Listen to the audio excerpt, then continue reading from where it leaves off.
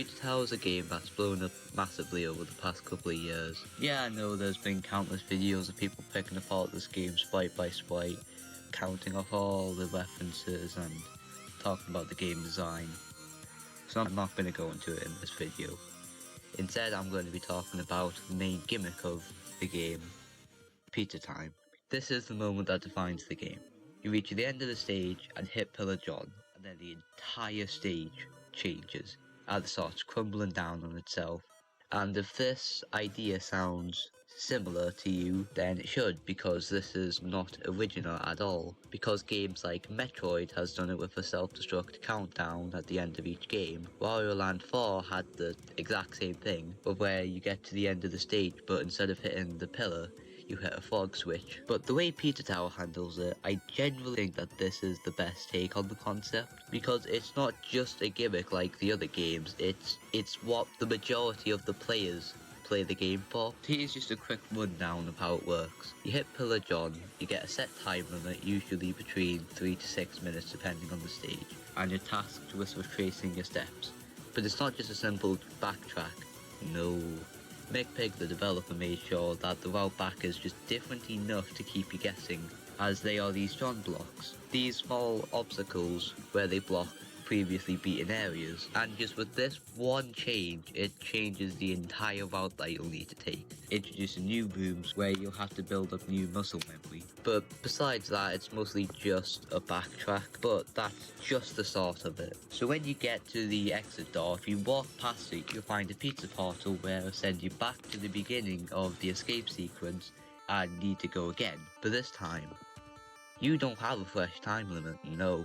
You have whatever you were working on with the previous lap. And if you're wondering why do it, the main incentive to do it is because it gives you 1,500 points, the same amount as the tower treasure, which is more than you can normally get by doing one thing. And that's the only change that lap 2 adds. So that's already quite an interesting system.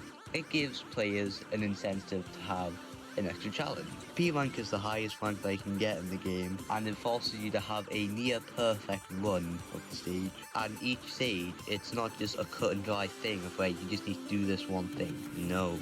Your method of getting in each stage changes drastically because of the stage gimmicks. But I'm just going to give you the vague rundown of how to do everything. Collect all 5 toppings, find all 3 secrets, grab Jerome and take him to the door so he can unlock the tower secret, and then complete lap 2. So already that's a pretty beefy task to do, but there is still one more thing to it. You need to not lose your combo the entire time. That last rule makes it 10 times harder, especially since, like I said before, some of these stages are as long as 6 minutes. So it sucks of when you have a really good run going, but then you just miss jump one action, then you have to redo the entire thing. It also sucks is that enemies, if they hit you once, you're probably going to lose the run, and the timer ticks down, so you need to be constantly killing enemies and collecting stuff, or it will run out and you lose the combo. So all that, with lap 2, makes it one of the most interesting interpretations of an escape sequence I've ever seen,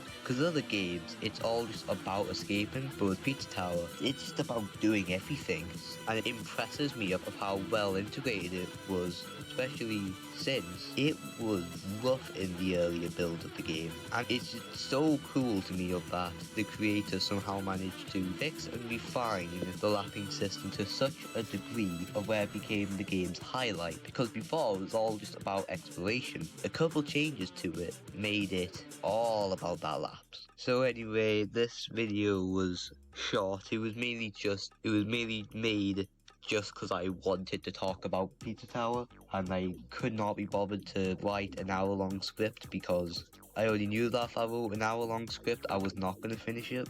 Because I actually did write, I think it was a 45-minute long script for a video about Mario World, but I've never touched that. So it was a necessity for me to do this. But enough rambling about my favourite game. This was Critical Insight. I'm happy to speak, and I will see you later.